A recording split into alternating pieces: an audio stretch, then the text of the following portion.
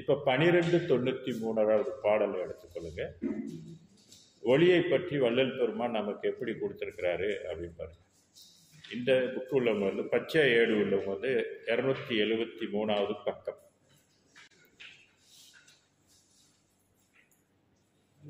பழைய புக்கு வச்சிருக்கிறோம். நேராக நம்பருக்கு போயிருங்க. 1293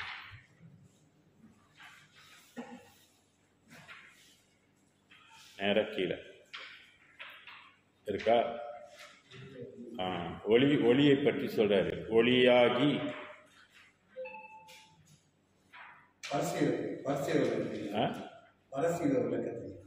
இல்லை, பக்கம் வந்து 1293 சாரி, பாட்டு வந்து 1293 இருக்கா?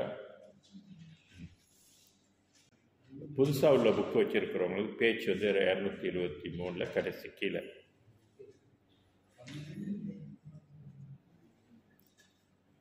என்ன ஒளி உலகத்தை பற்றி பெருமான் என்ன கொடுத்திருக்கிறாரு பாருங்க. ஒளியாகி, அடுத்து உள் ஒளியாய், உள் ஒளிக்குள் ஒளியாய், ஒளி ஒளியின் ஒளியாய், அவ் ஒளிக்குள்ளும் ஓர் ஒளியாய். எப்படி படிச்சிருக்கிறார் பாருங்க. இப்போ நம்மலாம் பொதுவாக என்ன பேசுவோம்? இப்போ நம்ம ஏற்றி வைக்கலாம் வெளியில் உள்ள ஒளி தான் நம்ம ஏற்றி வச்சுட்டு இருக்கிறோம். ஆனால் நம்ம ஏற்றுற ஒளி ஆக்சிஜனில் எரியிற ஒளி தான் இது இல்லைங்களா? எண்ணெய் ஊற்றுனா எரியும், எண்ணெய் இல்லைன்னா போயிடும். ஆனால் இறைவனோட படைப்புல இந்த அண்டசராசரம் இந்த ரூபை மட்டும் எடுத்துக்கங்க. இந்த ரூபை எடுத்துக்கிட்டா உலகத்தையே அண்டசராசரம் எடுத்துக்கொண்டதுக்கு ஒப்பாகும். இதுக்குள்ள என்னென்னலாம் ஒளி இருக்குது அப்படின்னு கேட்டிங்கன்னா ஏகப்பட்ட ஒளி உலகங்கள் இருக்குது. அதில் முக்கியமான ஒளிக்குள்ள போறார். ஒளியாகி இறைவன் ஒளியாக இருக்கிறான். அந்த ஒளிக்குள்ள ஒரு ஒளியாக இருக்கிறான். அப்புறம் அதுக்குள்ள ஒரு ஒளியாக இருக்கிறான். அதுக்குள்ள ஒரு ஒளியாக இருக்கிறான். அதுக்குள்ள ஒரு ஒளியாக இருக்கிறான். அதுக்குள்ள ஒரு ஒளியாக இருக்கிறான். அப்புறம் அந்த ஒளிக்குள்ள ஒரு ஒளியாக இருக்கிறான். இப்படி அவன் உள்ளுக்குள்ள எப்படி போய்கிட்டே இருக்கிறான். ஒளிக்குள்ள அவன் மில்லியன் கணக்கான உலகங்களாக போய்கிட்டு இருக்கான். எல்லாமே என்ன உலகம் கேட்டீங்கன்னா ஒளி உலகங்கள். இதுல மோசமான ஒரு இருள் உலகம் எதுன்னு கேட்டீங்கன்னா இதுதான்.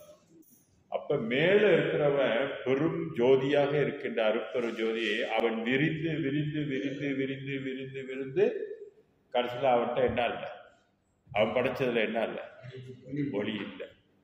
அதனாலதான் சூரியனை அவன் படைச்சிடும். சரி, இந்த ஒளியிலிருந்து நீங்க, ஏன்னா அவன் படைச்ச உலகம்ல அவன் உயிர் கொடுக்குறாலே இந்த உலகத்துல வாழணும் இல்லையா? அப்ப எதை கொண்டு இவங்கெல்லாம் வாழணும் அப்படின்னா அந்த இயற்கை. அதுவும் அவன் படைத்த கோள்களும் யார் படைத்தது? எல்லாமே நவக்கோள்களும் அவன் தான். அவனே நவக்கோள்களாகவும் இருக்கிறான். அந்த நவக்கோள்கள் எல்லாம் கடந்து ஒளியாக இருக்கிறான். அப்புறம் பாருங்க அவர் என்ன சொல்றாரு, வெளியாகி எங்கெங்கெல்லாம் ஒளி இருக்குதோ அங்கங்கெல்லாம் வெளி இருக்கும். அதை நீங்க பிரிக்கவும் தனித்தனியாகவும் பார்க்க முடியாது. ஒளி இருந்தால் அந்த ஆட்டோமேட்டிக்கா வெளி இருக்கும். வெளியாகி வெளியாய், வெளியிடை மேல் வெளியாய், மேல்வெளி மேல் பெருவெளியாய், பெருவெளிக்கோர் வெளியாய். பெருவெளியாகவும் இருக்குது, பெருவெளிக்கு மேல ஒரு வெளியாகவும் இருக்குது. அடுத்து அலியாகி, அலியாகினாக்க இன்பம், அலினா இன்பம், இன்பமாகி அதுவும் அல்லாதாகி. இவ்வளவும் படிச்சுட்டு கடைசியில் அவன் அதுவும் இல்லை, அதையும் கடந்து அல்லாதாகி அப்பாலாய் அப்பாலும் அல்லதுவாய். அல்லதுவாய்னா இதுக்கு முன்பு சொல்லப்பட்ட இந்த ஒளிகள் இல்லாததாய் நிறைவாம் தனியாகி எல்லாம் விளங்குகின்ற ஞான சபை தலைவா, நின் இயலை சாற்றுவது எவ்வண்ணம். உன்னுடைய இயலை, அவனுடைய இயல்பு சாற்றுவது எவ்வண்ணமே. என்னன்னு சொல்றது? இவன் ஒரு ஒளியாவா இருக்கிறான்? இல்ல, பல ஒளிகளாக இருக்கிறான். இந்த ஒளிகள் விரிந்து விரிந்து போகும்போது அங்க இருக்கிற அறிவும் என்ன ஆகுது? அறிவும் விரிவாகும். விளங்குதா? அங்க வாழுகின்ற ஒளி உலகம் பெற்று வாழுகின்றவங்களுடைய சத்தர்களுடைய நிலையம் வேறுபடுது, விரிவாகுது. ஒரே மாதிரி எல்லாரும் கிடையாது. இதுல அவங்கெல்லாம் எப்படி வாழ்றாங்க, என்ன பண்ணிட்டு இருக்கிறாங்க என்பது யாருக்கும், என்னதான் சாப்பிட்றாங்க போறாங்கன்றது யாருக்குமே தெரியாது. விஞ்ஞானம்லாம் இன்னும் என்ன செஞ்சுக்கிட்டு இருக்குது? ஆராய்ச்சி பண்ணிட்டு இருக்கிறாங்க. வேற்று கிரக வாசிகளை தான் இவன் ஆராய்ச்சி பண்ணிட்டு இருக்கிறான். ஆனா நமக்கு இங்க என்ன சொல்லிட்டாரு? சித்தாந்தத்தில் பதிகள் பல கோடி, அண்ட சராசரங்கள் எல்லாம் சத்தர்கள் கோடி பேர் வாழ்ந்துகிட்டு இருக்கிறாங்க. இன்னும் இவனோட அறிவுக்கு அதெல்லாம் எட்டலை. நம்மளோட சித்தர்களுடைய அறிவுக்கும் வல்லார்களுடைய அறிவுக்கும் என்ன எட்டுதுன்னா, வெளிகள்லையும் உயிர்கள் படைக்கப்பட்டு வாழ்ந்து கொண்டு இருக்குது. நம்ம இதுல மும்மலத்துக்கு உட்பட்டிருக்கோம். அவங்களாம் எத்தனை மலன்றது தெரியுமா? தெரியாது. அவங்களுக்கெல்லாம் கடவுளை தெரியுமா? தெரியாது. கடவுளை வணங்குகின்ற பாக்கியம் அவங்களுக்கு இருக்குதா? தெரியாது. அவங்களுக்குலாம் தீபாவளி இருக்குதா? தெரியாது. ஒரு மண்ணாங்கட்டியும் நமக்கு தெரியாது. என்னதான் கொண்டாடுறானுங்கன்னு ஒண்ணுமே புரியாது. இல்ல அவங்களும் வாழ்றவங்களுக்கு இங்க என்ன, யாரு வாழ்றாங்க, மனுஷன் வாழ்றானா அப்படின்னா அவனுங்களுக்கு தெரியுமா அப்படின்னா அவனுக்கு தெரியாது. படைப்பை நீங்க புரிஞ்சுக்கொள்ளணும். கடவுள் எப்படி தெரியாது. எந்த பூர்ண ஞானம் கிடையாது. இப்போ நம்ம பராபரை எடுத்துக்கிட்டா யார் இருக்கிற? சித்தர்கள் இருக்கிறாங்க. எண்ணிலா கோடிக்கணக்கான பேர் இருக்கிறாங்க. ஆனா அவங்களுக்கு தெரியும் பூலோகத்துல மனுஷன் வாழ்றாங்க அப்படின்னா அவங்களுக்கு தெரியும். அவங்க அறிவுக்கு அங்க இருந்து போனதுனால அவங்களுக்கு தெரியும். ஏதோ அந்த 10 அறிவுல இருந்து அவங்க கீழே உள்ள லோகத்தை எல்லாம் அவங்களால கணிக்க முடியும். அவங்க அறிவுக்கு எட்டும், அவங்க பார்வைக்கு எல்லாமே எட்டும், பார்க்கவும் முடியும். ஆனா நாம் யாருடையுமே தொடர்பு இருக்குதானா? எந்த தொடர்பும் இல்லை. இதுல ஒரு ஒளி பாருங்க, பராபரை ஒளி வரைக்கும் தான் நம்மளோட சைவ சித்தாந்தத்துக்கு தெரியும். அந்த சைவ சித்தாந்தத்துக்கும் தெரியாத ஒரு ஒளி தான் என்ன ஒளி?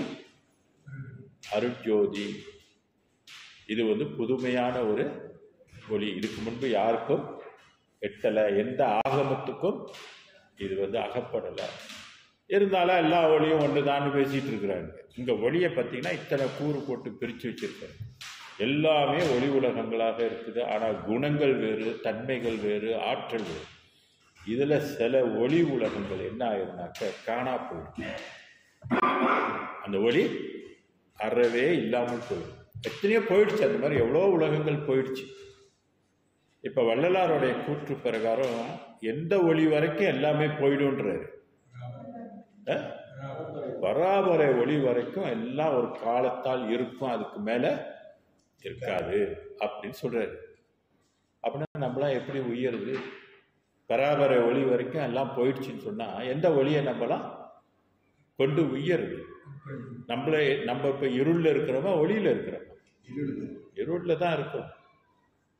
அதனாலதான் அந்த காலத்துல என்ன பண்ணிட்டான், இந்த மாதிரி ஒரு ஒளி திருநாளை நீ ஞாபகம் வச்சுக்க.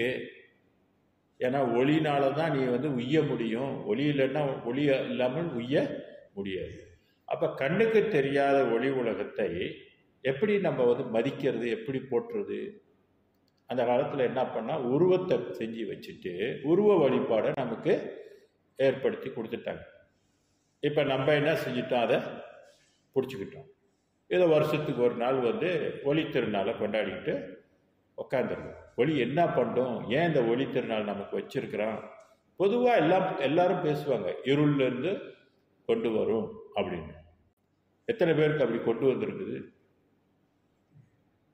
ஒரு நாள்ல கொண்டு வந்துருமா? ஒரு நாள் கொண்டாடிட்டா கொண்டு வந்துருக்கும். இது ஒரு நாள் சமாச்சாரமா? ஒரு நாள்ல அடையிற தீர்வா இது? இல்லை. பிறவிதோறும் நம்ம என்ன செய்யணும்? பாடுபடணும். முதல்ல ஒளியை பற்றி நம்ம தெரிஞ்சுக்கொள்ளணும். ஆக வள்ளல் பெருமான் இந்த ஒளியை என்னென்னலாம் சொல்லியிருக்கிறாரு அப்படின்றது இன்னொரு பக்கம் நம்ம பார்ப்போம். 9:9 பாடல்ல பாருங்களேன். 9:9.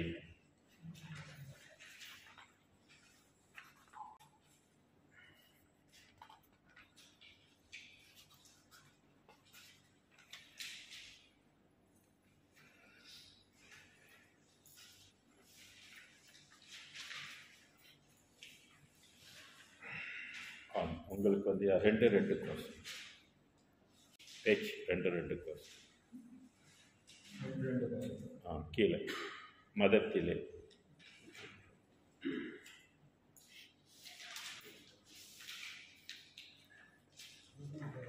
இந்த பாடல்ல என்ன சொல்றாரு எடுத்துட்டீங்களா?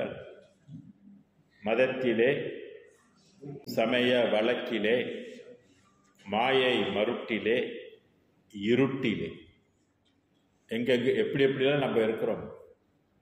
மதத்திலே மதம் என்பது எதுக்குள்ளெல்லாம் அடங்கிருச்சு, எத்தனை அந்தங்கள் உள்ளுக்கு அடங்கிருச்சு? 6 அந்தங்கள் உள்ளுக்கு அடங்கி. மதத்திலே மக்கள் எல்லாம் எதுல இருக்கிறோம்? மதத்திலே. சமய வழக்கிலே எத்தனை சமயம் நமக்கு இருக்கு? 6 சமயம் இருக்கு இல்லைங்களா?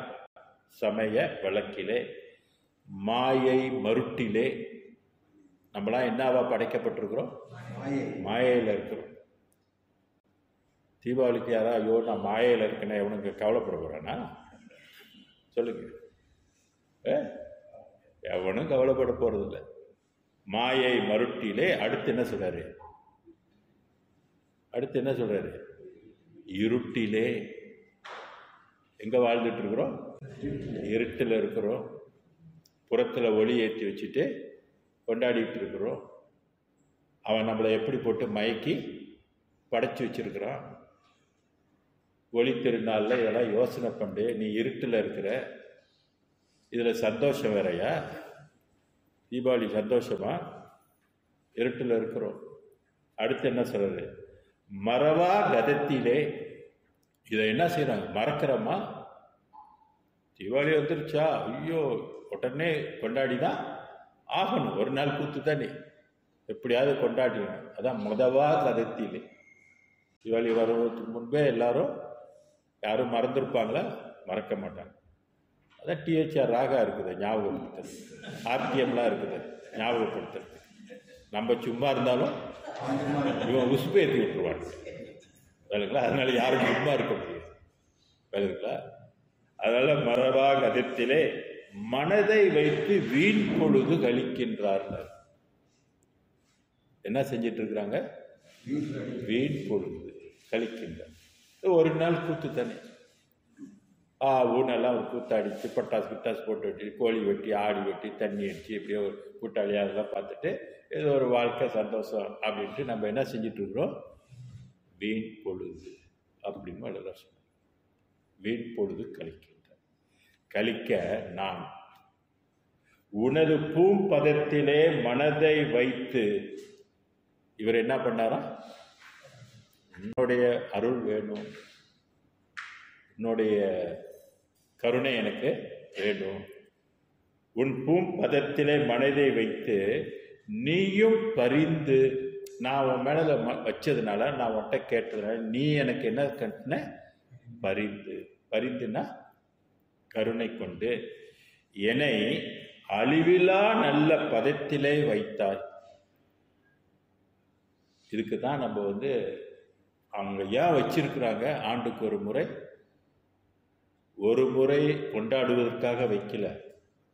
அதனுடைய இம்பார்ட்டன்ஸ், அதனுடைய உன்னதம், இதைத்தானே நம்ம அன்னாலும் படிச்சுக்கிட்டு இருக்கிறோம்.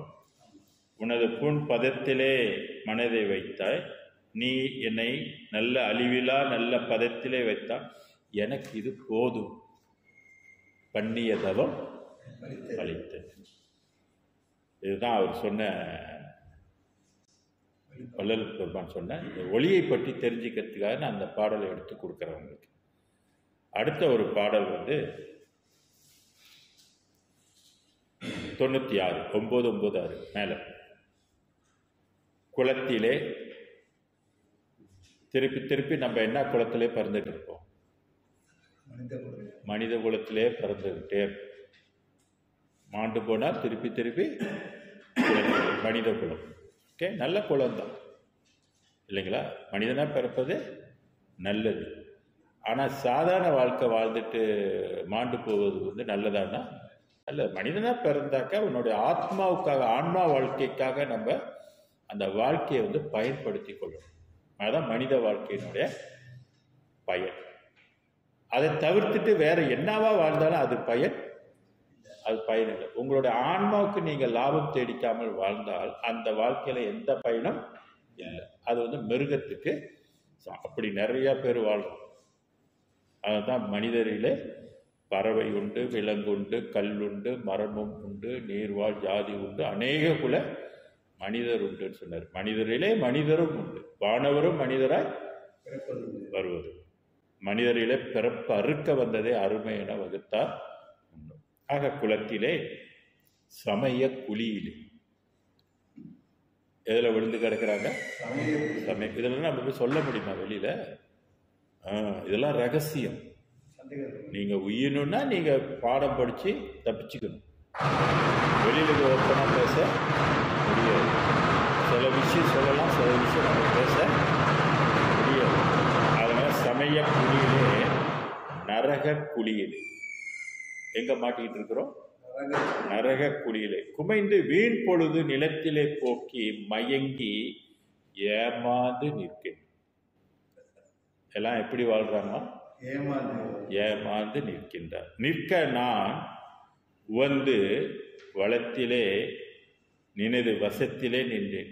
மகிழ்ந்து நீ என் உள்ளம் என்னும் அம்பலத்திலே நின்றாய். என் உள்ளம் என்னும் அம்பலம். நம்மளுடைய உள்ளம் இருளா வெளிச்சமா? இருள். அப்ப வள்ளலார் பிறக்கும் போது அவருடைய உள்ளம் வந்து இருளா வெளிச்சமா? இருள். இருள். அந்த உள்ளத்துல வந்து இறைவன் என்ன செஞ்சாராம்? வந்து உட்கார்ந்தா என்ன ஆயிடும்? வெளிச்சமாயிடும். அவருக்கு தான் தீபாவளி. அவர் தான் ஒளி நிலைமை பெற்றுட்டார். நம்பர்லாம் வந்து ஏமாந்து கொண்டாடிக்கிட்டு வருஷம் வருஷம் கொண்டாடிட்டு இருப்போம். வேற வழியும் இல்லை நமக்கு, இல்லைங்களா? வேற வழி இல்லை. அதை டீச்சர் ராகலாம் இருக்கு. எவனாவது சொல்றானா? இந்த உண்மையை எவனாவது சொல்றானா? எவனும் சொல்ல மாட்டான். ஏமாந்து கொண்டாடுறது தான் எல்லாமே பேசிக்கிட்டு இருக்கிறாங்க, விலங்குல. இங்க ஏமாறாம இருக்கிறதுக்கு நமக்கு வள்ளலார் என்ன காட்டுறாரு? வழி காட்டுறது. இந்த வழியை வந்து நம்ம என்ன செய்யணும்னா பிடித்து முன்னேறத்துக்கு பார்க்கணும். அக்க நிற்க நான் உனது வளத்திலே நினது வசத்திலே நின்றேன். மகிழ் நீ என் உள்ளம் என்னும் அம்பலத்தில் நின்றால் எனக்கு இது போதும். பண்ணியதவன் பழித்தது. 1 கோசம் 1. அடுத்த பாடம், அடுத்த பக்கத்து. அடுத்த பக்கம் திருப்பிங்கன்னா உங்களுக்கு வந்துடும். 1 கோசம் 1.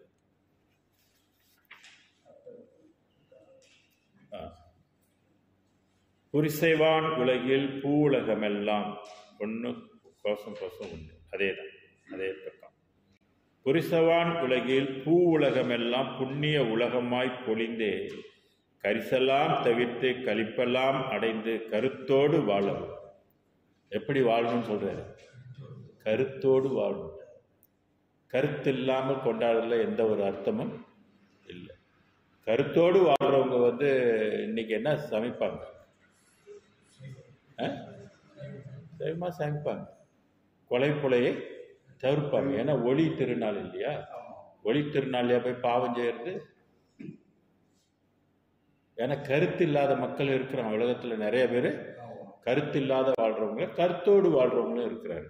இங்க பெருமான் அந்த வார்த்தையை போட்டது வந்து யோசிக்கணும். கரிசெல்லாம் கரிசுன்னா குற்றம், குற்றமெல்லாம் தவிர்த்து கழிப்பெல்லாம் அடைந்து கருத்தோடு வாழும். எல்லாரும் வாழ்றோம், ஆனா நம்ம எதோட வாழணும்?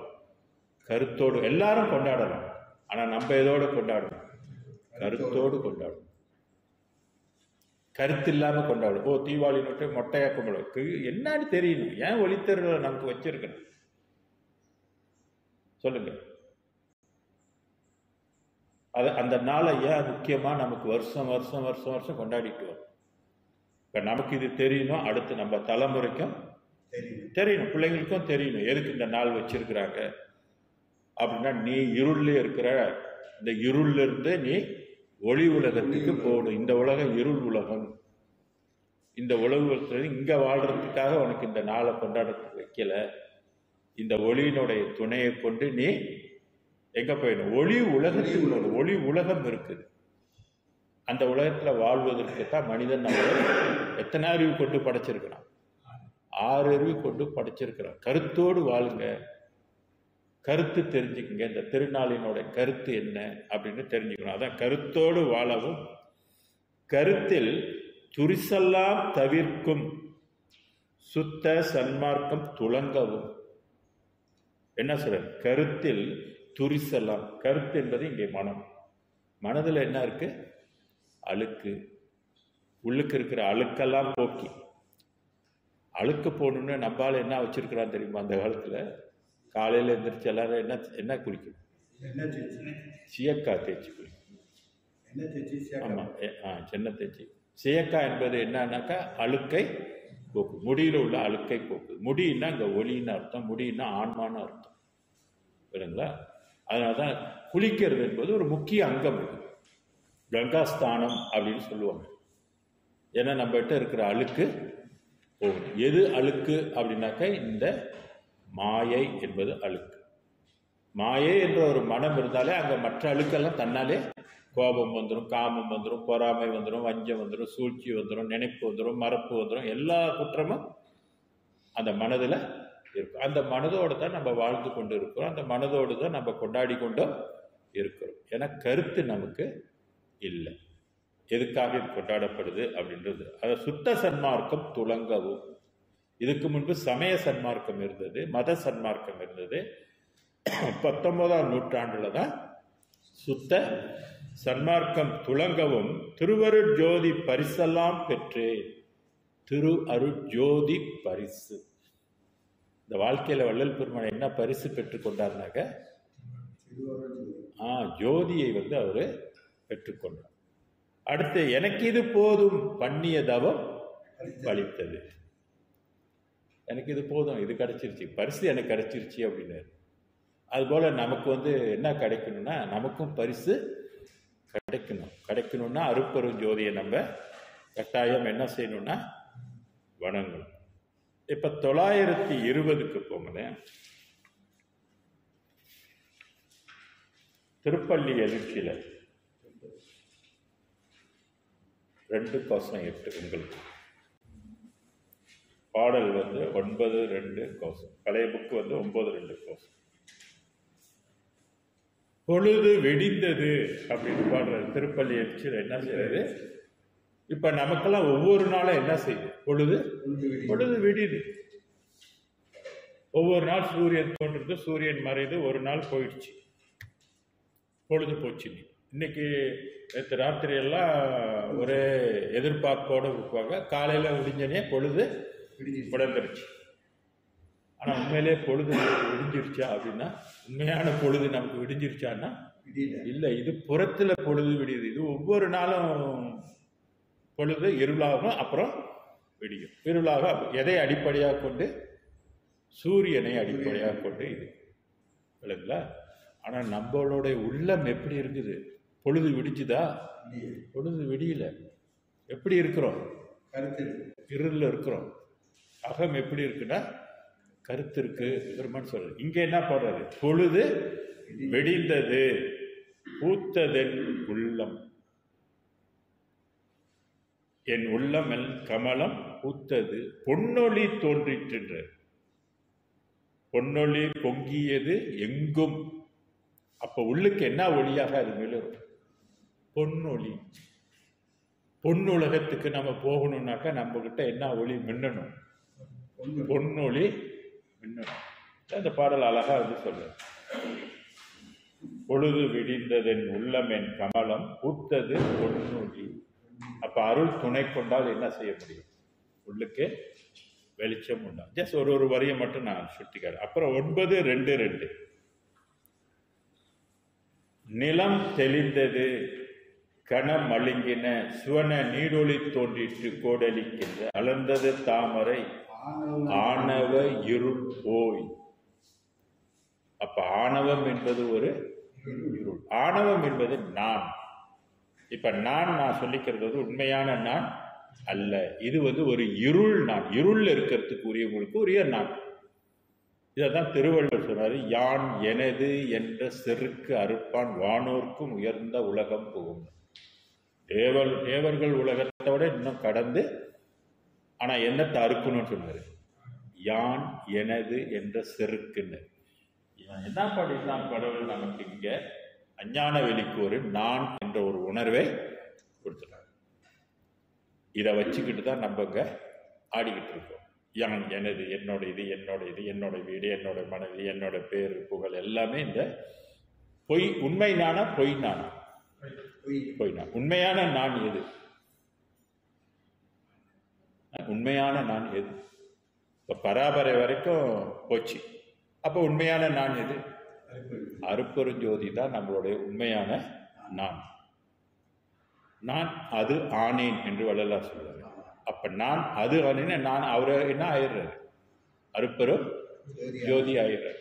இப்படி அருட்பெரும் ஜோதிய ஆகிதான் நம்மளாம் அந்த ஒளி உலகத்துக்கு போக, இங்க ப்ராசஸ் முடிச்சுதான் அங்க போக முடியும்.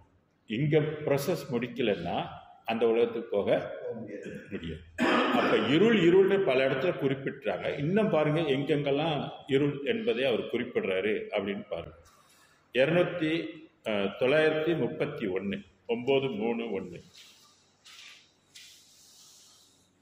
இதுலயும் பாருங்க 2:1:1 பேச்சு உங்களுக்கு முதல் பாடம் மேலே இருக்கு. பொழுது விடிந்தது பொற்பதம் வாய்த்தன. பொழுது விடிந்தது அப்படின்னா அவருடைய உள்ளத்துல என்ன வந்துருச்சு? இருள் போயிடுச்சு. பொற்பதம் வாய்ந்தன, இறைவனோட பதம். தொழுது நின் மகிழ்ந்தேன் என்று உந்திப்பெற தூயவன் ஆனேன் என்று உந்திப்பெற. எப்ப இருள் நீங்கி போகுதோ நம்மளாம் என்ன ஆயிரும்? தூயவனா ஆயிரும். இங்க நம்ம வந்து தூய உடை அணியிறோம். குளிச்சுட்டு எல்லாரும் காலையில என்ன பண்ணுவோம்? ஆடை வந்து அணியும். இது தூய ஆடை. ஆனா உடம்பு என்ன உடம்பு? இருள் உடம்பு. திருப்பி திருப்பி அந்த உள்ளுக்கு இருக்கிறது உடம்பு வந்து என்ன உடம்புனா இருள் உள்ளுக்கு இருக்கு. ஆனா மேல மட்டும் நம்ம என்ன போட்டுக்கிறோம்? ஆடை, புத்தாடை. அதான் தீபாவளி வந்தா எல்லாரும் என்ன வாங்கணும்? புத்தாடை வாங்குவது ஒரு அங்கம். அது புதிய ஆடை நம்ம தரித்துக் கொள்வது. ஆனா உள்ளுக்கு இருக்கிற உடம்ப எப்படி மாத்துறது? எப்படி புதிய தன்மை வர்றது? அருள் துணை இன்றியது புதிய உடம்பு நமக்கு கிடைக்குமா? அருள் உடம்பு கிடைக்குமா? தூயவன் ஆக முடியுமா? இப்ப சீயக்கா தேய்ச்சி எல்லாம் அழுக்கெல்லாம் போச்சுனாக்க, தேய்ச்சி குளிச்சுட்டாக்க நம்மகிட்ட இருக்கிற அசுத்தம் போகுமா? போகாது. திருப்பி நம்ம எதுவாக இருப்போம். அதே பொருள், அதே அசுத்தத்தோடு தான் நம்ம தூயவனாக ஆக முடியாது. அப்ப தூயவனாக ஆகுவதற்கு ஒளி என்ன செய்யுதுன்னா சுத்தம், நம்மளை சுத்தப்படுத்தக்கூடிய. அதான் இந்த ஒளி திருநாளை வச்சிருக்க. அந்த ஒளி ஒன்றை சுத்தப்படுத்தும். இதை ஞாபகம் வச்சுக்கன்னு நமக்கு ஆண்டு ஆண்டு ஆண்டு ஆண்டு திருப்பி திருப்பி என்ன பண்ணிக்கிட்டே இருக்கிறாங்க? அஜரன் திருப்பி திருப்பி நமக்கு என்ன செய்ய சொல்லப்படுது? போதிக்கப்படுது. ஒளி தான் உன்னை சுத்தம் செய்யும், ஒளி தான் உன்னை சுத்தம் செய்யும். நீ தூயவனா ஆகணும்னா ஒளி தான் சுத்தம் படுத்துரும் அப்படின்றது நமக்கு வந்து சொல்லப்பட்டே இருக்கின்றது. அடுத்து 9:2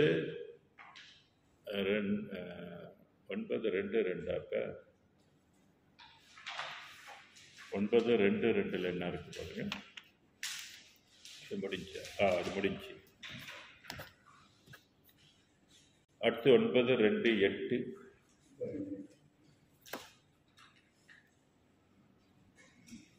மருளோடு பக்கம் 210 இருக்கு. 9:2:8 மருளோடு மாயை போய் தொலைந்தது. எது நமக்கு சாதாரணமாக வந்து அமைந்தால் எது தொலைஞ்சிருக்கும்? ஒளி இல்லைங்களா? அருட்ஜோதி ஒளி நமக்கு சாதகமாக வந்து அமைந்ததுனாக்கா உள்ளத்தில் செஞ்சதுன்னா மருளோடு மாயை போய் தொலைந்தது. இது போயிடும்.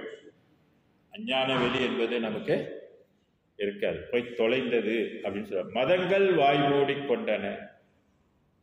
மதங்கள் எல்லாம் வாய் மூடிக்கொண்டன. வாய் பொத்திக்குச்சு, ஒன்றும் பேச முடியல. அடுத்து மலர்ந்தது கமலம் அருளொளி விளங்கியது ஒரு திருச்சபையும் அலங்கரிக்கின்றன துலங்கி விட்டிருக்க. தெருளோடு பொருளும் மென்மேல் என கழித்து. அருட்பெருஞ்சோதியை வணங்க வணங்க ஒளி நமக்கு கொஞ்சம் கொஞ்சமாக கிடைக்க என்ன ஏற்படும்? தெளிவு, அதான் தெருளோடுன்னு சொன்னார். முதல்ல எடுத்தனே நமக்கு எல்லாம் கிடைச்சிடாது, தெளிவு கிடைக்கும். வேதம் படித்தா தெளிவு கிடைக்கும், சொற்பொழிவு கேட்டால் தெளிவு கிடைக்கும், சிந்தனை செய்தால் நமக்கு தெளிவு கிடைக்கும். அப்போ தீபாவளியை பற்றி சிந்திக்கணும் இல்லையா? சிந்தித்தால் நமக்கு தெளிவு கிடைக்கும். அதான் தெருளோடு பொருளும் மென்மேல் எனக்கு அளித்து சித்தெல்லாம் செய்திட திருவருள் பொருளே இருள் அறுத்து. என்ன சொல்றாரு? இருள் அறுத்து இணையாண்ட அருட்பெரும் ஜோதி. அப்ப நம்ம கிட்ட இருக்கிற இருள் நீங்கணும்னாக்க அருட்பெரும் ஜோதியோட அருள் இல்லாமல் இருள் நீக்க முடியாது. அப்ப சரிதானே அந்த காலத்துல அவங்க வகுத்து வச்சிருக்கிறது ஒரு லாஜிக்கலா இருக்கு இல்லையா? திங்க் பண்ணணும். ஆனா நம்ம அதை புரிந்து கொள்ளணும் இல்லைங்களா? நம்ம ஏதோ ஒரு நாள் மட்டும் அதை பற்றி கொண்டாடுறது நாளுக்காக அதை வைக்கல. உன்னுடைய கடைசி நாள், உன்னுடைய இருள் போகிற வரைக்கும் நீ அதை உணங்கியே ஆகணும். ஒரு நாள் கொண்டாட்டத்திலலாம் இது ஆக போகிறது, கதைக்கு ஆக போகிறது இல்லை. பிறவி தோறும் சொல்ல முடியாது, இன்னும் அடுத்த ஜென்மத்திலையும் வந்தும் கண்டினியூ பண்ணணும். அதான் இன்று வருமோ நாளைக்கே வருமோ அல்லது மற்றென்று. ஆக இருளரு திணையாண்ட அருட்பெரும் ஜோதி என் வள்ளலே பள்ளி எழுந்தருள்வாய். வள்ளல் இறைவனுக்கு இன்னொரு பேரு வள்ளல். ஏன் அதுக்கு வள்ளல் சொன்னாங்க? வள்ளலோட தன்மை என்ன? கொடுக்கிறது. கேட்கறது யாரா இருக்கணும்? நம்ம கேட்கணும். அப்ப இந்த ஜோதி திருநாள்ல நம்ம இறைவன்ட்ட என்ன கேட்கணும் சொல்லுங்க? என்ன கேட்கணும்? பிறவியை ஒழிக்கணும். உன்னுடைய ஜோதி எனக்கு வேணும், என்னோட இருளை நீ போக்கணும். நான் போக்க முடியாது, நான் வெளியில ஏற்றி வைக்கிறதுனால எனக்கு ஜோதி இருள் போகாது. என்னுடைய உள்ளத்துல நீ எனக்கு ஒளியாக அருள் புரியணும். ஏன்னா வள்ளலாருக்கு அது கிடைச்சிருக்கியா?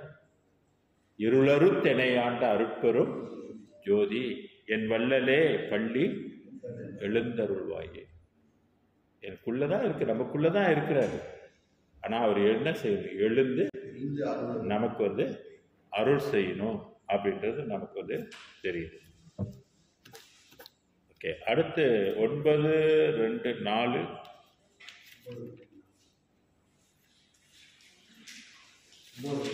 9-2-4 பேஜ் 219.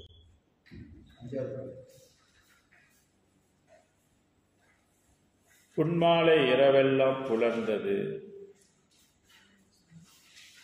புன் மாலை தாழ்ந்தது. புன்மாலை இரவெல்லாம்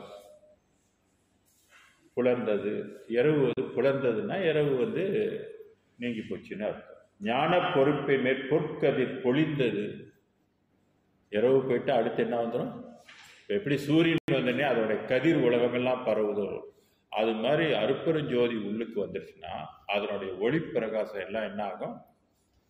உலகெல்லாம் பறவை என் உள்ளத்தில் இருந்து அளவிலா ஒளிசை அருட்பெரும் ஜோதி. சரி, எவ்வளவு பிரகாசமா இருக்கணும்? கற்பனை பண்ணி பாருங்க.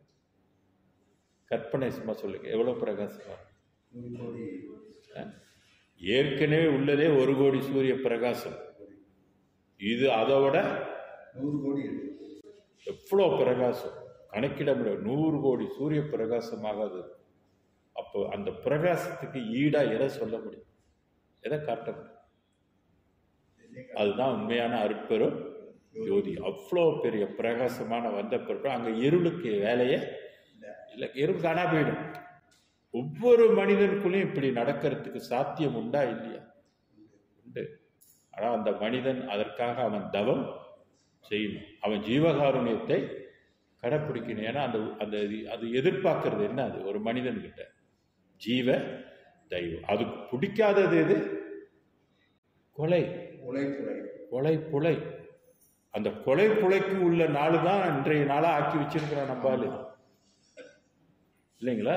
கொஞ்சம் கூட பயப்படாம, கொஞ்சம் கூட அது ரெஸ்பெக்ட் பண்ணாம, கருத்து இல்லாம, விளங்குங்களா? அதை கொண்டாடிட்டு இருக்கிறான்னா எந்த ஜென்மத்தில் அதெல்லாம் உருப்பட போகுது? முடியுமா சொல்லுங்க? முடியவே முடியாது. இப்படியே கொண்டாடிட்டு இருக்கலாம், அவ்வளவுதான். உள்ளுக்கு மேலும் மேலும் என்ன ஆகிக்கிட்டே இருக்கும், இருளாகிக்கிட்டே தான் இருக்கும். மேலும் மேலும் இருளாகிக்கிட்டே இருக்கும். மேலும் இருள் ஆக ஆக என்ன ஆகுனா அவனோட இந்த பூமியில வாழ்கின்ற வாழ்க்கை துன்பமாக தொடரும். துன்பத்திலிருந்து விடுபட முடியவே முடியாமல் போய்விடாது. ஸோ அதனால தான் அடுத்து 930 பாருங்க, இதுலேயும் பாருங்க, இரவு விடிந்தது இணையடி வாய்த்தன. இறைவனுடைய இணையடி என்பது திருவடி. எனக்கும் உனக்கும் இசைந்த பொருத்தம் சொன்னா இல்லையா, அந்த இணையடி வாய்த்தது. ஒளியினால் அவருக்கு அது கிடைத்தது. ஓகே, அதுக்கப்புறம் பொழுது விடிந்ததுன்னு சொன்னார். இப்போ நம்ம 1965க்கு போமே. பாடல் 1965.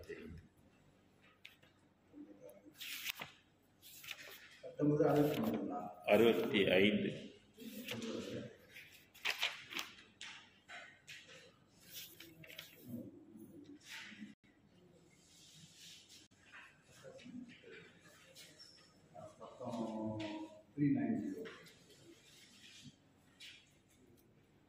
கருணை நடம் பேச்சு 3:9 கோசம்.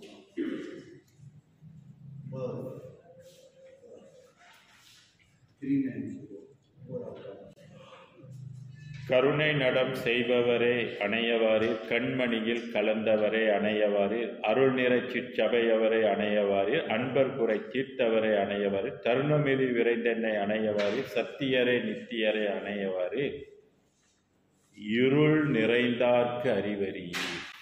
என்ன சொல்லிட்டாரு? இருள் நிறைந்தார். அப்ப ஒளியை நீங்கள் வழிபடலை, ஒளியினுடைய அருள் பெறல, ஜீவகாருண்யம் இல்லைன்னா உங்களுடைய உள்ளத்துல மேலும் மேலும் என்ன பெருகிக்கிட்டே இருக்கும்? இருள் பெருகி கொண்டே இருக்கும். இது ஒரு ஜென்மம் 2 ஜென்மம் இல்லை, எத்தனை ஜென்மம்? கோடான கோடி ஜென்மம். ஒவ்வொரு ஜென்மமும் வந்துக்கிட்டே பெருகி இருக்கிட்டே இருக்கும். அப்ப இருள் கூடி இருக்கும் போது அந்த ஒளியை நீ பார்க்க முடியுமா அப்படின்னா பார்க்க முடியும். அதனாலதான் நமக்கு என்ன வச்சாங்க, நீ பார்க்கலன்னாலும் பரவாயில்ல, புறத்துலையாவது ஒளியை வச்சு வணங்கு அப்படின்னு வச்சாங்க. புரியுதுங்களா? ஏன்னா அது இருளில் இருக்கிறவங்களுக்கு அந்த ஒளியை தெரியுமானா, ஆனா நீக்கமர எல்லா இடத்துலையும் அது இருக்குதா இல்லையா? இருக்குது. ஆனா நம்ம ஏன் அதை பார்க்க முடியல அப்படின்னா, நம்ம எங்க இருக்கோம்? இருள்ல இருக்கு. அதனால அந்த ஒளி நமக்கு தெரியும். அதை பார்க்கணும்னா அந்த ஒளி நம்மளோட கலந்தா, நம்ம உள்ளத்துல வந்தாதான் அந்த ஒளி எல்லா இடத்துலயும் இருக்கிறது பார்க்கணும். அதான் சிற்றபை ஒன்றே எங்கும் நிறைந்து விளங்குகின்றது என்று வள்ளலார் சொன்னார். சிற்றபை ஒன்றே எங்கும் நிறைந்து, ஏன்னா அவர் கண்ணுக்கு அது தெரியுது. அதான் கண்டேன் கழித்தேன் கலந்து கொண்டேன், அந்த ஒளியோடு அவரு கலந்து கொண்டதை பற்றி சொல்றாரு. அப்ப இருள் நீங்க, அதுதான் இந்த இதுல இருந்து நீங்குவதற்கு அது ரொம்ப ரொம்ப நமக்கு துணையாக இருக்குது. அடுத்து 12 தொடர்ந்து அசைவம் சாப்பிட்டே வராங்க. அவங்களுக்கு இந்த பூலோகத்துல வர வர அவங்களுக்கு துன்பம் தான் அதிகரிக்கும். ஒரு சில பேர் இன்பமா இருக்காங்க உலக வாழ்க்கையில. அதாவது உலக வாழ்க்கையில இறைவன் என்ன அவங்களுக்கு கொடுத்திருக்கிறாரு அப்படின்னாக்க அறிவு கொடுத்திருக்கிறாரு. அப்ப அந்த அறிவை கொடுத்திருக்கிறாருனாக்கா அந்த அறிவை கொண்டு நீங்கள் படிக்கலாம், என்னென்னலாம் நீங்க தெரிஞ்சுக்கலாமோ அதை தெரிஞ்சுக்கலாம். அதுக்கு அந்த வாய்ப்பு கொடுத்திருக்கிறாரு. ஆனால் எவ்வளோ செல்வத்துல இருந்தாலும் கூட கர்மம்னு ஒன்று இருந்தால் அதை கட்டாயம் அனுபவிச்சு ஆகும். ஒன்று, அந்த வாழ்க்கையை எவ்வளோ காலத்துக்கு வாழ முடியும் அப்படின்னா ஒரு குறுகிய காலம் வரைக்கும் தான் வாழணும். அதுலேருந்து அவங்க போகும். அதே நேரத்தில் இந்த ஒளியினுடைய அருளை பெற முடியுமானாக்கா பெறவே முடியாது. அது அமருமா அப்படின்னா அமராது. அது நம்ம தெரிஞ்சுக்கணும். சில பேர் இதெல்லாம் ஒன்றும் தெரியாமல் படிச்சிருப்பாங்க. அந்த படிப்பை கொண்டு அவங்க தொழில் செஞ்சு வருமானம் செஞ்சு அவங்க வருமானம் பெற்று இந்த உலக வாழ்க்கையை நல்லா வாழ்வாங்க. ஆனால் அருளியலுக்கு அதுக்கு சம்பந்தமே இருக்காது. கடவுளே இல்லைன்றவன் ஆட்சி கூட ஆளுவாங்க இல்லைங்களா? அது அவங்க ஆளுறதுக்குரிய செய்த புண்ணியங்கள், முன் ஜென்மத்தில் அவன் செய்த புண்ணியமோ ஏதோ அவன் ஆளுகின்றான். ஆனால் அருளை பெற முடியுமானாக்கா அருளை பெற முடியாது. மரணத்தை வெல்ல முடியுமா அப்படின்னா மரணத்தை வெல்ல அவங்களால் முடியாது. ஆக இந்த கருத்தை நம்ம தெரிஞ்சுக்கிட்டு நம்ம என்ன செய்ய முடியும் அப்படின்னு கேட்டீங்கன்னாக்கா நம்ம அருளை பெறுவதற்கு முயற்சி செய்து உய்வதற்கு நம்ம முயற்சி செய்யணும். அப்போனா நம்ம எந்த இடத்துக்கிட்டு வந்துட்டோம் அப்படின்னு கேட்டிங்கன்னா இது மட்டும் நமக்கு வாழ்க்கை இல்லை. ஸோ அதில் நம்ம கிளியராக இருக்கணும். இதுக்கு மேலே நம்ம இன்னொரு வாழ்க்கை அடையணும். அந்த இடம் எந்த வெளிகளுக்கு நம்ம போகணுன்றத நமக்கு தெளிவு இருக்கணுமா இருக்கக்கூடாது? தெளிவு இருக்கணும். ஏன்னா அவன் நிறைய ஒளி உலகத்தை அவன் படைத்து வைத்திருக்கிறான். இப்பதான் கடந்த 19ஆம் நூற்றாண்டுலாம் இந்த உலகத்தை அவர் நமக்கு காட்டி கடவுள் கொடுத்திருக்கிறாரு. இவரு தான் நமக்கு உண்மையிலே உயிரும் கொடுத்திருக்கிறார். இந்த உலகத்துல நீ மனிதனா வாழணும் என்பது யாரோட இஷ்டம்? நம்மளோட இஷ்டம் கிடையாது, தெரியுங்களா? யாரோட இஷ்டம்? அவனோட இஷ்டம். நமக்கு பிடிக்குதோ பிடிக்கல, நீ வாழ்ந்துதான் ஆகணும். நீ குடும்பம் ஏற்றி வச்சு பட்டி தான் ஆகணும் என்ற அவனோட இஷ்டம். அவனோட இஷ்டத்துக்கு நம்ம வாழ்றோம். அதே நேரத்தில் அவன் மறைமுகமா நமக்கு என்ன சொல்லிக்கிட்டு இருக்கிறான்? உனக்கு அங்க மட்டும் வாழ்றதுக்கு நான் உன்னை படைக்கல, எனக்கு இன்னொரு உலகம் இருக்குது, நீ அங்கேயும் வாழ்றதுக்கு உனக்கு வாய்ப்பும் இருக்குது, ஆனா அதுக்கு சில நிபந்தனைகள் இருக்குது அப்படின்னு அவன் என்ன வகுத்து வச்சிருக்கிறான்? சட்டம் வகுத்து வச்சிருக்கிறான், நிபந்தனை வச்சிருக்கான். அந்த நிபந்தனையில ஒன்று என்னன்னு கேட்டீங்கன்னா நம்மளாம் சைவமா இருக்கணும்,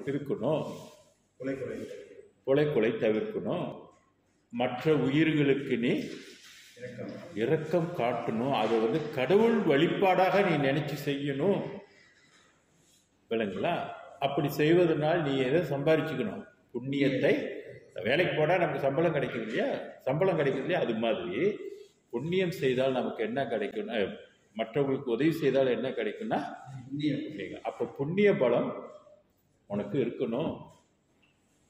இப்படி இருந்தது மட்டும் பத்தாது, உனக்கு என் வீட்டுக்கு வர்றதுக்கு உனக்கு ஆசையும் இருக்கணும், விருப்பம் இருக்கணும். விருப்பம் இல்லாமல் நான் அவனை கூட்டிட்டு வர மாட்டேன். எனக்கு தெரியல உனக்கு விரும்புறியான்னு எனக்கும் தெரியல. நான் உன்னை படைச்சிட்டேன்.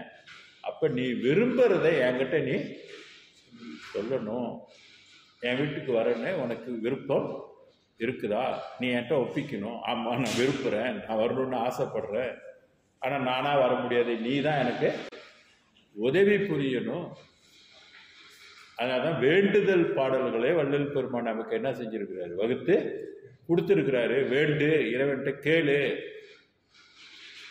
மெய் வாழ்க்கை வேணும், அழியாத வாழ்க்கை வேணும், அருப்பெரு ஜோதியை பெற்று அக மகிழ்தல் வேண்டும், ஒளியை பெற்று நம்மளாம் மகிழ்ச்சி அடையணும்னு சொல்றாரு. மகிழ்ச்சியான வாழ்க்கை. இந்த பூமியில ஒளி இல்லாம நம்ம மகிழ்ச்சி என்பது ஒரு மயக்கம். மகிழ்ச்சி இல்லை, உண்மையான மகிழ்ச்சி இல்லை. உண்மையான இன்பம் மனித வாழ்க்கையில கிடையவே கிடையாது. அதெல்லாம் சும்மா நம்ம ஏமாந்து சொல்லிட்டு இருக்கோம், இன்பமா இருக்கணும், இன்பமா இருக்கணும். இன்பத்தினுடைய எல்லை எங்க பார்க்கணும் அப்படின்னு கேட்டீங்கன்னாக்கா இங்க பார்க்கணும். 6ஆம் திருமுறை சொல்லுகின்ற யான் பெற்ற இன்பம் எல்லா உயிர்களும் இன்புற்று வாழ்க. அவர் என்ன 5 புலன்களுக்கு உட்பட்ட வாழ்க்கையை சொல்றாரு, இன்புற்று வாழ்கன்னு. என்ன வாழ்க்கை சொல்றாரு? கடவுள் இன்பம், பெரிய இன்பம், பேரின்பம். அந்த இன்பம் புலன்கள் மூலியமாக பெறுகின்ற இன்பம் அல்ல, அது ஆன்ம இன்பம். ஆன்ம இன்பம்னு அதுக்கு பேர். அருள் இன்பம் அப்படின்னு பேர். பெரும் சுகம் அப்படின்னு சொல்ற. வெளிக்குள் வெளிகடந்து சும்மா இருக்கும் தத்துவங்கள் இல்லாமல் இருப்பதுதான் சும்மான்னு சொல்ற. சும்மா இருக்கிறது. தத்துவங்கள் என்று நீ இருக்கிறதுக்கு பேர் தான் சும்மா இருத்தல் என்று பேர். அப்படி கிடைக்கின்ற ஒரு சுகம் தான் மிகப்பெரிய சுகமான வாழ்க்கை. அப்ப அந்த இதெல்லாம் நம்ம வச்சு பார்க்கும்போது தான் நம்மளை எதுக்கு படைச்சிருக்கிறான்றது இப்ப நமக்கு புரியுது. எதுக்கு நமக்கெல்லாம் ஆண்டுக்கு ஒரு முறை இந்த ஒளி திருநாளை கொண்டாட வச்சிருக்கிறாங்க அப்படின்றது நமக்கு புரியுது, வேல்யூ தெரியுது. இது சும்மா நம்ம இங்க பூலோகத்துல பட்டாசு வெடிக்கிறதுக்காக வகுத்து வைக்கல, கோழி வெட்டி ஆடி சாப்பிட்றதுக்கு வைக்கல, விருந்தினர்களை போய் அப்படியே டிசைட் பண்ணிட்டு பார்த்துட்டு வர்றதுக்காக வகுக்கல. நீ ஒளி உலகத்துல போய் வாழ்வதற்காக புரிந்து கொள்ளணும். மேலான ஒரு பெனிஃபிஷியரின்னு சொல்றது. மேலான லாபம், மேலான பயனை நீ அடைவதற்காக நமக்கு என்ன வச்சிருக்கிறாங்க? ஒளி திருநாள் அமைத்து வச்சிருக்காங்க. ஒளி உலக வாசிகளாக நம்ம ஆகுவதற்காக இந்த ஒளி திருநாளை நமக்கு வைத்திருக்கிறாங்கன்றத நாம் எப்படி புரிஞ்சு கொள்ளணும், விளங்கி கொள்ளணும், புரிதல் நமக்கு இருக்கணும். அப்பதான் அந்த திருநாளோடைய வேல்யூ நமக்கு தெரியும். சாதாரண விஷயம் இல்லை இது. இது மிகப்பெரிய வாழ்வியல் ரகசியம். தீபாவளி என்பது இங்க கொண்டாடுறதல்ல, இது வாழ்வியல் ரகசியம். வாழ்வியல் ரகசியம் என்று சொல்லும் போது இங்க வாழ்றது இல்லை, எங்க போறது? ஸ்பேஸ் வாழ்க்கைக்கு போறது, ஒளி உலகத்துக்கு போறது. அங்க போயிட்டோமாக்க என்றும் நமக்கு இன்பம். இந்த தொல்லையான வாழ்க்கை நமக்கு இல்லை. இதுல எத்தனை நோய் வரும்? 4448 வகை நோய் வரும். என்ன பண்றது சொல்லுங்க? என்ன பண்ண முடியும்? நோய் வருது உடம்புன்னு தெரிஞ்சா அடுத்து நம்ம என்ன செய்யணும்? இந்த உலகத்துல வாழ்றதுக்கு நம்ம ஆசைப்படலாமா? அப்ப ஒளியினுடைய துணை மேல நமக்கு அவர் என்ன சொல்லி கொடுக்கிறாருன்னா, இந்த ஒளி தான் இந்த உயிர்களுக்கு தாய், இந்த ஒளி தான் நமக்கு தந்தை, இந்த ஒளி தான் நமக்கு குரு. அதுதான் வள்ளலார் எங்க படிச்சாராம்? வள்ளலார் எங்க படிச்சேன்னு சொல்றாரு. அவரும் படிச்சிருக்கிறார். எங்க படிச்சாராம்? கற்றே சிற்றம்பல கல்வியை சொன்னார். சிற்றம்பலத்துல என்ன, அம்பலத்துல என்ன இருக்குது? கல்வி இருக்குது. இப்ப நம்ம படிக்கிற கல்வியெல்லாம் எங்க போய் படிக்கிறோம்? பள்ளிக்கூடத்துல போய் படிக்கிறோம் கல்வி. இது வேற கல்வி இல்லைங்களா? கல்வி எங்க இருக்குன்னாக்க சிற்றம்பலத்தில் இருக்குது கல்வின்னு சொல்றாரு. வள்ளல் பெருமான் என்ன கல்வியை கற்றுக்கொண்டார்? சாகா கல்வி. எப்படி நம்ம மரணம் இல்லாமல் வாழ்வது இல்லைங்களா? அப்ப நம்ம தூங்கிட்டு வாழ முடியுமா? இங்க எவ்வளவு அலர்ட்டா இருக்கணும், எவ்வளவு விஷயத்தோட நம்ம இருக்கணும். நமக்கு என்ன கொஞ்சம் விஷயமா கொடுத்திருக்கிறாரு வள்ளல் பெருமான்? எவ்வளவு ரகசியங்களை நமக்கு கொடுத்திருக்கிறாரு. ஆக வாழ்க்கை என்பது நிலையற்ற ஒரு வாழ்க்கையிலிருந்து நிலையான வாழ்க்கையை நம்ம வாழுகிறோம். பூத உடம்புல இருந்து ஒளி உடம்பை பெற்று வாழுகின்ற வாழ்க்கை. இதெல்லாம் எது செஞ்சு கொடுக்க முடியும்னாக்கா ஒளி தான் செஞ்சு. அந்த ஒளி நம்ம கண்ணுக்கு தெரியாது, நம்ம பார்க்கக்கூடிய பெர்மிஷன் நமக்கு கிடையாது. ஆனால் இருக்கிறான்னு நினைச்சு நம்ம என்ன செய்யணும்? எல்லா இடத்துலயும் ஒளி இருக்குன்னு சொல்லி நீங்கள் நினைக்கணும். நினைக்கும் போது அவளுக்கு தெரியும் நம்மள நினைக்கிறாங்க அப்படின்னு. அந்த ஒளிக்கு தெரியும். இத்தனைக்கும் அதுக்கு நம்மள மாதிரி மூக்குகளாம் கிடையாது. இப்போ நமக்கு மூக்கா போட்டு படைச்சு வச்சிருக்கிறாங்க. கடவுளுக்கு மூக்கு கொடுத்துருக்காங்க, கடவுளுக்கு காது கொடுத்துருக்காங்க. அது புலன்கள் எதுவும் இல்லாம அந்த ஒளி கேட்கும், அந்த ஒளி பார்க்கும், அந்த ஒளி சுத்தி செய்யும், அந்த ஒளி கரு பிடிக்கும். அந்த ஒளி அந்த உலகத்துக்குரிய உடம்பை இது என்ன செய்யும்? மாத்தி அமைக்கும். எல்லாம் அது உலகத்துக்கு ஏற்ற மாதிரி நம்மளை மாத்தி செஞ்சிருக்கும். அதுதான் வள்ளலார் பாடுறாரு, எனக்கும் உனக்கும் இசைந்த பொருத்தம் என்ன பொருத்தமோ இந்த பொருத்தம் உலகில் பிறருக்கு ஏதும் பொருத்தமோ. நம்ம 10 பொருத்தம் பார்க்கணும். 10 பொருத்தமும் நல்லா இருக்குன்னு சொன்னாலும் வாழ்க்கை என்ன ஆகுது? பத்தால் ஆயிடுது இல்லைங்களா? துன்பமாகுது. எல்லாம் இந்த பொருத்தம் பார்த்துட்டு இருக்கணும். விழிப்பு இல்லை. நம்ம எங்க பொருத்தம் பார்க்கணும்? கடவுளுக்கும் நமக்கும் பொருத்தம் இருக்குதான்னு பார்க்கணும். அதுக்கு அவனோட துணை வேணும். அவன் பொருத்தம் சரியா வந்துருச்சுன்னு வைங்க, எல்லாமே சரியா. எல்லாம் சரியா இருந்தா அவனோட பொருத்தம் இல்லைன்னா கர்மம் நம்மளை இயக்கும், நம்மளோட விதி நம்மளை இயக்கும். அதனால்தான் நம்ம இறை உலகத்துக்கு போய் வாழணும், நித்திய வாழ்க்கையை பெறணும், ஒளி உடம்பு பெற்று வாழணும் என்ப ஒரு அடிப்படையில தான் நமக்கெல்லாம் என்ன வகுத்து கொடுத்துருக்குறாங்க? தீபாவளி கொண்டாடி கொண்டு இருக்கோம். ஸோ இன்னைக்கு ஒரு நல்ல ஒரு இன்ஃபர்மேஷன் உங்களுக்கு தெரிஞ்சிருக்கும். பாடலோடு நான் உங்களுக்கு விஷயத்தை கொடுத்துருக்குறேன். ஆமாம், சிறப்பான ஆதாரத்தோடு உள்ள விளக்கம். வள்ளல் பெருமான் இருளிலிருந்து வெளிப்பட்டு, அந்த இருளிலிருந்து வெளிப்படுவதற்கு அவருக்கு அருட்ஜோதி தான் துணையாக இருந்திருக்குது. நமக்கும் துணையாக இருக்கும்னு வள்ளல் பெருமான் சத்தியம் பண்ணி நமக்கு கொடுத்துருக்கிறார். ஆக இந்த நன்னாளில் நம்ம அருட்பெரு ஜோதியை நினைத்து, சில பேர் சொல்கிறாங்க, சில பேருக்கு சில புத்தி இருக்குது. சன்மார்க்கத்தில் தீபாவளி கொண்டாட வேண்டியதில்லை, அது வந்து சமயத்துக்குட்பட்டது அப்படின்னு. ஏன்னா அது வடநாட்டிலேருந்து தானே கொண்டு எந்த நாட்டிலேருந்து கொண்டு வந்தாங்க? தீபாவளின்னு. ஆமாம், இதை வகுத்து வச்சவங்க சாதாரண ஆள் இல்லையே, பெரிய அறிவாளி வகுத்து வச்சிருக்கான். ஒளி திருநாளை நீங்கள் கொண்டாடுங்கன்னு வகுத்து வச்சிருக்கான். அது வடநாட்டிலேருந்து வந்தான்னா தென்னாட்டில் வந்தாங்கன்னா விஷயம் என்ன, பொருள் என்ன, அதுதானே நமக்கு. அதனால அந்த காலத்தில் வந்து வேற வேற புறக்கதைகளை சொல்லி நமக்கு என்ன செஞ்சாங்க, குழப்பட வச்சிருக்கிறாங்க, புரிய வச்சிருக்கிறாங்க. கதை சொன்னாதான், அன்னைக்கு கதை சொல்லிடணும். இன்னைக்கு வந்து கதை சொல்ற தேவையா? தேவையில்லை. ஸ்ட்ரெயிட்டவே நம்ம வந்து எடுத்துக்கொள்ளலாம். இருள் உலகம், இருள் வாழ்க்கை, இருள் ஒளி ஈஸியாக நம்ம புரிந்து கொள்ளக்கூடாது. இன்னைக்கு அறிவு வளர்ந்துருக்குது, சயின்ஸ் வளர்ந்துருக்குது. அப்போ இன்னைக்கு சொன்னால் புரியும். அதை தான் வள்ளலார் வந்து இங்கே கதையெல்லாம் நமக்கு சொல்லலை, டைரெக்டாக எங்கே வந்துட்டாரு, சப்ஜெக்டுக்கு வந்துட்டார். என்ன சொல்லணுமோ அதை கரெக்டாக சொல்லிட்டார். கதையெல்லாம் அவர்கிட்ட வந்து எடுப்பார். கதை இன்னைக்கு தேவையில்லை. வேலைங்களா? இன்னும் நரகாசுரன்னா அம்பு விட்டுக்கிட்டு இருக்கிட்டார். வேலைங்களா? எந்த அம்பு விட்டு யாரோடைய உள்ள வெளியே போயிருக்கு, ஒன்றும் ஆகலை. அதனால நம்ம புரிந்து கொள்ளணும். இது விளங்குதுங்களா? எல்லாமே அர்த்தத்தோடு தான் நமக்கு வச்சிருக்கிறாங்க. அர்த்தத்தை நம்ம புரிஞ்சுக்கிட்டோமாக்க கதை நமக்கு போயிடும். குளிக்கிறதும் அப்படிதான், எண்ணெய் தேய்க்கிறதும் எல்லாமே ஒரு நமக்கு சடங்கியல் தான். சடங்கியனுடைய சங்கதியை நீங்கள் புரிஞ்சுக்கிட்டீங்கன்னா, ஓஹோ இதுதானா விஷயம் அப்படின்றது நமக்கு தெரிஞ்சுக்கணும்.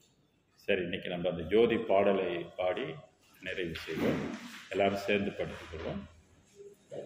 ஜோதியுள் ஜோதியுள் ஜோதி, சுத்த ஜோதி சிவ ஜோதி, ஜோதியுள் ஜோதி, ஜோதியுள் ஜோதியுள் ஜோதி, சிவமே பொருள் என்று தேற்றி என்னை சிவவெளிக்கேறும் சிகரத்தில் ஏற்றி சிவமாக்கிக் கொண்டது பாரே.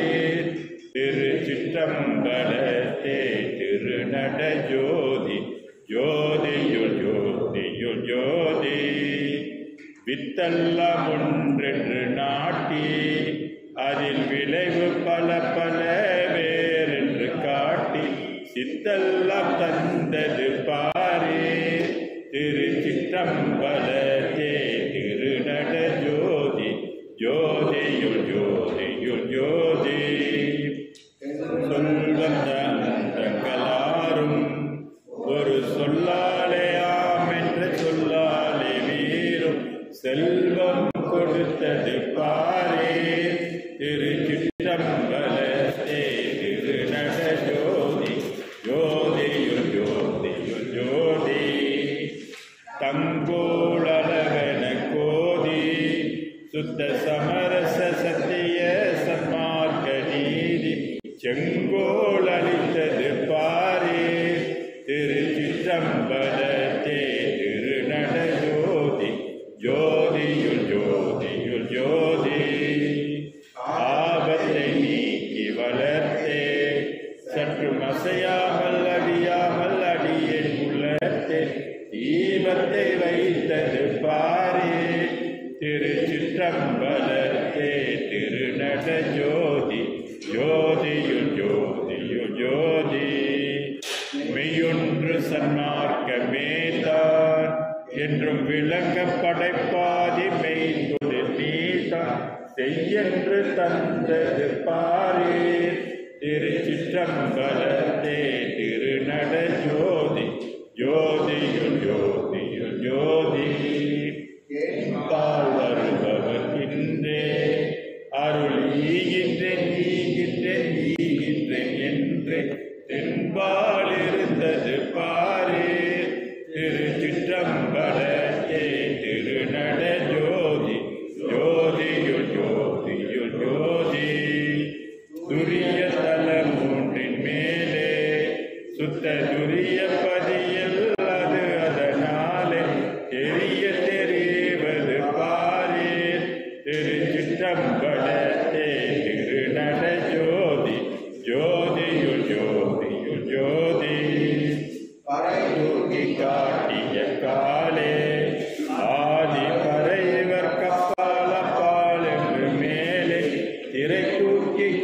காட்டுதல் பாரே திருச்சிற்றம்பலத்தே திருநட ஜோதி ஜோதியுள் ஜோதியுள் ஜோதி தற்பரமே வடிவாகி அது தன்னை கடந்து தனி உருவாகி சிற்பரக்குள்ளது பாரே திருச்சிற்றம்பலத்தே திருநட ஜோதி ஜோதியுள் ஜோதியுள் ஜோதி நவவெளி நாள் வகை ஆதி ஒரு நடுவெளிக்குள்ளே நடத்திய நீதி சிவவெளியாம் இது பாரே திருச்சிற்றம்பலத்தே திருநட ஜோதி ஜோதியுள் ஜோதியுள் ஜோதி மேருவெல் உச்சியின் பாலே நின்று விளங்குமோ தம்பத்தின் மேலுக்கு மேலே சேருமோ மேடை மேற்பாரே திருச்சிற்றம்பலத்தே திருநட ஜோதி ஜோதியுள் ஜோதியுள் ஜோதி ஆரண வீதி கடையும் ஆகமல் வீதிகள் அந்த கடையும் ஏற நடு கடை பாரே திருச்சிற்றம்பலத்தே திருநட ஜோதி ஜோதியுள் ஜோதியுள் ஜோதி பாடல் மறைகளோர் கோடி அருட்பாத உருவ சுரூபங்கள் பாடி தேட இருந்தது பாரே திருச்சிற்றம்பலத்தே திருநட ஜோதியுள் ஜோதியுள் ஜோதி சிவாகம் கோடி அருள் நேருற பாடியும் ஆடியும் கோடி தேட இருந்தது பாடி திருச்சிற்றம்பலத்தே திருநட ஜோதி ஜோதியுள் ஜோதியுள் ஜோதி பக்தி நெறியில் செழித்தே அன்பில் பாடுமை அன்பர் பதியில் படுத்தே தித்தித்திருப்பது பாரே திருச்சிற்றம்பலத்தே திருநட ஜோதி ஜோதியுள் ஜோதியுள் ஜோதி மாயைக்கு மேலே சுத்த பிரம்ம விலையினில் பேரருளாலே சித்தாடுகின்றது பாரே திருச்சிற்றம்பலத்தே திருநட ஜோதி ஜோதியுள் ஜோதியுள் ஜோதி தருநெறியெல்லாம் உள்வாங்கும் சுத்த சன்மார்க்கம் என்றோர் தனி பெண் கொண்டோங்கும் திருநெறிக்கே சென்று பாரே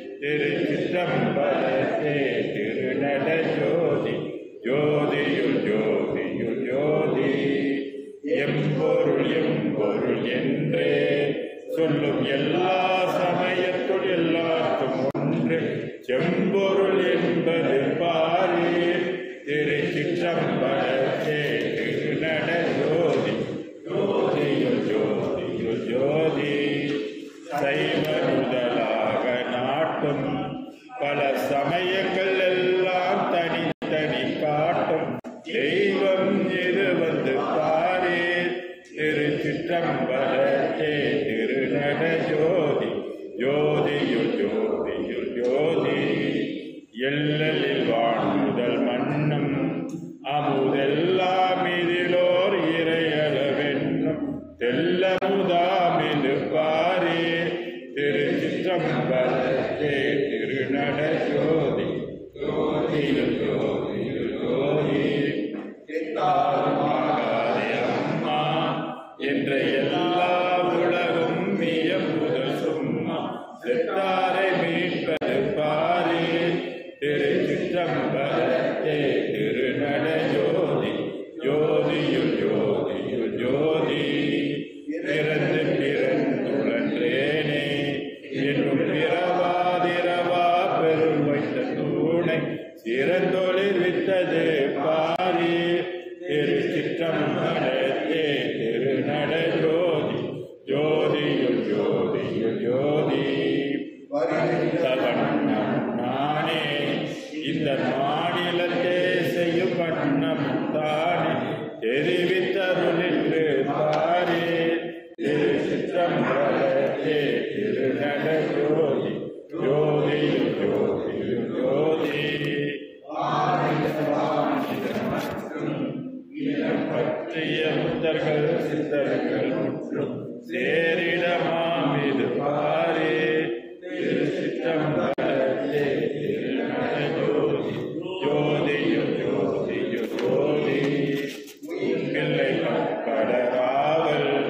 கொண்டே உலகத்திருப்பகிங்கென்னை தங்கேவ செய்பிள்ளையாக்கின்று பாரே திருச்சிற்றம்பலத்தே திருநட ஜோதி ஜோதியுள் ஜோதியுள் ஜோதி உணர்வும் உணர்வும் செய் நன்றி அறிவுலமும் எனக்கே உதவியதன்றி திருவும் கொடுத்தது பாரே திருச்சிற்றம்பலத்தே திருநட ஜோதி ஜோதியுள் ஜோதியுள் ஜோதி எண்ணிய எண்ணங்கள் எல்லாம் நான் எண்ணியவாறே எனிது ததென்னை எண்ணிய நாக்கிற்று பாரே திருச்சிற்றம்பலத்தே திருநட ஜோதி ஜோதியுள் ஜோதியுள் ஜோதி பேருலகெல்லாம் மதிக்க தன் பிள்ளை தன்னை பெயரிட்டவளே சீருர செய்தது பாரே திருச்சிற்றம்பலத்தே திருநட ஜோதி ஜோதியுள் ஜோதியுள் ஜோதி சுத்தஜோதி சிவஜோதி ஜோதியுள் ஜோதி ஜோதியுள் ஜோதியுள் ஜோதி நீயே வடிந்து என்னை ஆண்ட நீதி ஜோதியே நின்னை பாட என்னை வளர்க்கும் நிமல ஜோதியே தாயே எனவன் என்னை காத்த தரும ஜோதியே தன்னை விரவாளரிடக்கரை நலமே ஜோதியே எனக்கு உனக்கும் இசைந்த பொருத்தம் என்ன பொருத்தமோ இந்த பொருத்தம் உலகில் பிறருக்கெய்தும் பொருத்தமோ சாகா கல்வி எனக்கு பற்றி தந்த ஜோதியே தன்னோர் முடி ஒன்றெனது முடியில் தரித்த ஜோதியே ஏகாக்கரப்பொற் பீடத்தன்னை ஏற்று ஜோதியே எல்லாம் வல்ல சித்தியாக்கி இந்த ஜோதியே எனக்கும் உனக்கும் இசைந்த பொருத்தம் என்ன பொருத்தமோ இந்த பொருத்தம் உலகில் பிறருக்கேதும் பொருத்தமோ ஜோதி எவையும் விளங்க விளங்கும் ஜோதி வாணியே துரிய வெளியில் நடு நின்றோக்கும் ஜோதி வாணியே சூதிலாமை சித்தம் வளர்த்து ஜோதி வெல்கவே துலங்க பொன்னம் பலத்திலாடும் ஜோதி வெல்கவே எனக்கும் உனக்கும் இசைந்த பொருத்தம் என்ன பொருத்தமோ இந்த பொருத்தம் உலகில் பிறர்க்கேதும் பொருத்தமோ சுத்த சிவ சன்மார்க்க நீதி ஜோதி போற்றியே சுகவாழ்வழித்த சித்தம் வளர்த்து ஜோதி போற்றியே சுத்த சிவ பொற்சபையில் ஆடும் ஜோதி போற்றியே ஜோதி முழுதும் விளங்க விளங்கும் ஜோதி போற்றியே ஜோதி முழுதும் விளங்க விளங்கும் ஜோதி போற்றியே எனக்கும் உனக்கும் இசைந்த பொருத்தம் என்ன பொருத்தமோ இந்த பொருத்தம் உலகில் பிறருக்கேதும் பொருத்தமோ அருட்பெரும் ஜோதி அருட்பெரும் ஜோதி தனிப்பெரும் கருணை அருட்பெரும் ஜோதி ஜோதி ஜோதி ஜோதி சூயம் ஜோதி ஜோதி ஜோதி பரம் ஜோதி ஜோதி ஜோதி அருள் ஜோதி ஜோதி ஜோதி சிவம் வாம ஜோதி சோம ஜோதி வாண ஜோதி ஞான ஜோதி மாக ஜோதி யோக ஜோதி வாத ஜோதி நாத ஜோதி ஏம ஜோதி யோம ஜோதி ஏக ஜோதி வீர ஜோதி ஏக ஜோதி ஏக ஜோதி ஏக ஜோதி ஏக ஜோதி ஆதி நீதி வேதனை ஆடனே பாதனை